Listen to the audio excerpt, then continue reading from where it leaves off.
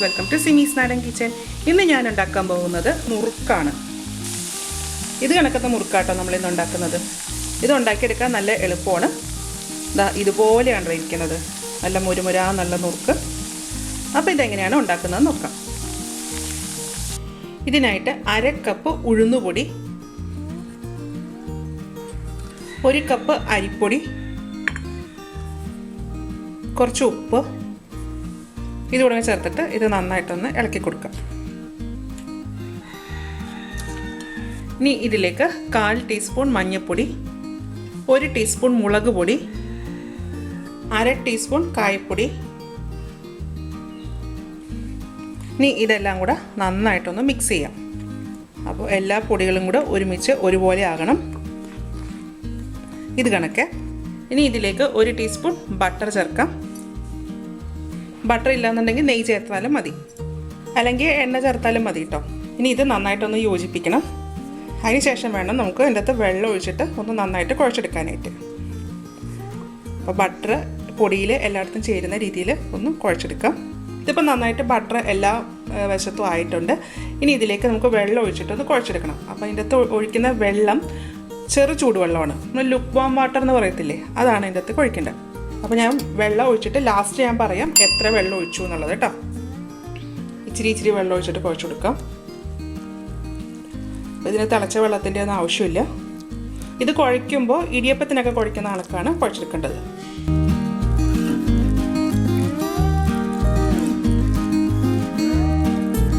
ഇപ്പോൾ ഞാൻ ഇതിൻ്റെ അകത്തേക്ക് അരിപ്പൊടി എടുത്തത് വറുത്ത അരിപ്പൊടിയാണ്. നമ്മൾ ഇടിയപ്പത്തിനൊക്കെ എടുക്കുന്ന പൊടിയുണ്ടല്ലോ അതാട്ടോ. അപ്പോൾ അതാണെങ്കിലും മതി. പുട്ടിനെടുക്കുന്ന പൊടി എടുക്കരുത്. അതിൽ ഉഴുന്നെടുത്തിരിക്കുന്നത് 1/4 കപ്പ് ഉഴുന്നെടുത്തിട്ട് വറുത്ത് പൊടിച്ചെടുത്തതാണ്.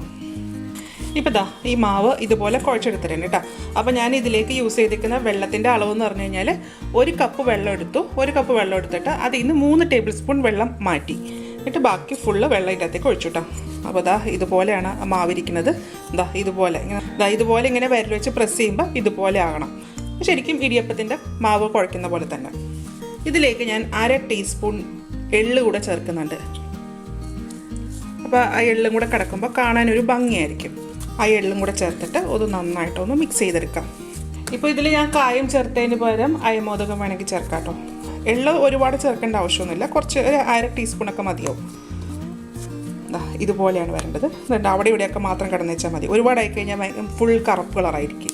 ഇത്രയും മതി. ഇനി ഇത് വെച്ചേക്കേണ്ട ആവശ്യമില്ല. നമുക്കിതിപ്പോൾ തന്നെ ഉണ്ടാക്കി തുടങ്ങാം. ഇനി ഇത് ഞാൻ ഉണ്ടാക്കാൻ പോകുന്നത് ഇലയുടെ മുകളിലേക്കാട്ടോ പീച്ചാൻ പോണത്. അതുപോലെ ഇതുണ്ടാക്കാൻ വേണ്ടി യൂസ് ചെയ്യുന്ന അച്ച് ഇതാട്ടോ. ഇതുപോലെ ഇങ്ങനെ സ്റ്റാറിൻ്റെ ഷേപ്പുള്ളത് ഇതിലേക്ക് ഇട്ട് കൊടുക്കാം. അതിനുശേഷം ഇതിൻ്റെ സൈഡിലൊക്കെ ഇച്ചിരി എണ്ണയൊന്ന് തേച്ച് കൊടുക്കാം. ഇതേ ടൈപ്പിലുള്ള അച്ചാന്നുണ്ടെങ്കിൽ ഇതാ ഇവിടെ കൂടെ ഒന്ന് എണ്ണ തേച്ച് കൊടുത്തേക്കാം.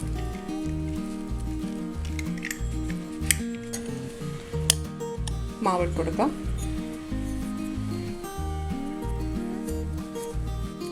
ഞാൻ ഈ വാഴയിലയുടെ പുറത്ത് ഒന്ന് എണ്ണ തേച്ച് കൊടുക്കുന്നുണ്ട് കേട്ടോ. അപ്പോൾ നമുക്കിത് ഇളകി വരാനായിട്ട് കുറച്ച് എളുപ്പമായിരിക്കും. വാഴയില തന്നെ വേണമെന്നൊന്നുമില്ല, പ്ലാസ്റ്റിക്കിൻ്റെ ഷീറ്റാണെങ്കിലും മതി. ഇതിങ്ങനെ വരുന്ന അനുസരിച്ചിട്ട് ഒന്ന് ചുറ്റിച്ചു കൊടുക്കാം.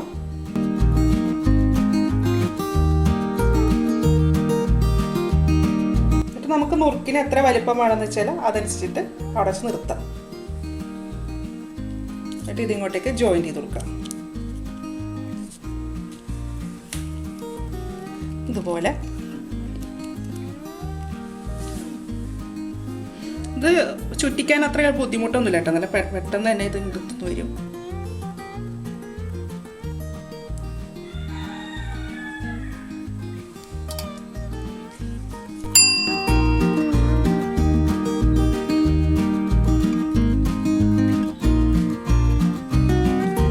ഇതുപോലെ ആട്ടോ നുറുക്കുണ്ടാക്കേണ്ടത്. ഇനി നമുക്ക് എണ്ണയിലേക്ക് ഇട്ടിട്ടൊന്ന് ഫ്രൈ ചെയ്തെടുക്കാം. ഇതിനായിട്ട് കുറച്ച് എണ്ണ ചൂടാക്കാൻ വെച്ചിട്ടുണ്ട്. ഇതിലേക്ക് മാവ് ഇട്ട് നോക്കാം. അത് ചൂടായിട്ടുണ്ട്.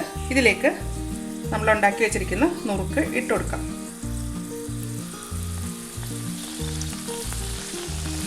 ഇതൊരു മീഡിയം ഹീറ്റിൽ ഫ്രൈ ചെയ്തെടുത്താൽ മതി. ഇതൊന്ന് തിരിച്ച് മറിച്ചൊക്കെ ഇട്ടിട്ടൊന്ന് ഫ്രൈ ചെയ്യണം.